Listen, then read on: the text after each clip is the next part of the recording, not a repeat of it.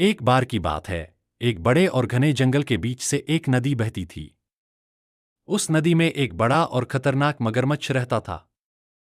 वह बहुत ही चालाक और शक्तिशाली था और उसे अपनी ताकत पर बहुत घमंड था।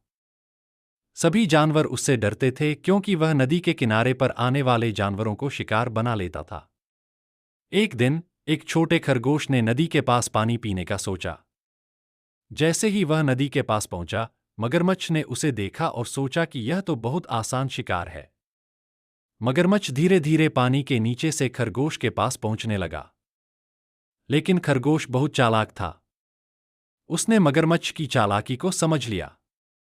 खरगोश ने मगरमच्छ से कहा, मगरमच्छ भाई, मैंने सुना है कि तुम इस नदी के सबसे बड़े और ताकतवर जानवर हो। क्या यह सच है? मगरमच्छ ने अपने घमंड में आकर कहा, हाँ, मैं इस नदी का राजा हूं। कोई भी मुझसे बड़ा और ताकतवर नहीं है। खरगोश ने उसकी बात सुनकर कहा, क्या तुम अपनी ताकत से पूरी नदी को पार कर सकते हो? मुझे यकीन नहीं हो रहा। मगरमच्छ ने गुस्से में कहा, मैं तुम्हें दिखाता हूं कि मैं कितनी बड़ी नदी को आसानी से पार कर सकता हूं, और वह नदी के उस पार जाने के लिए पानी में कूद पड़ा।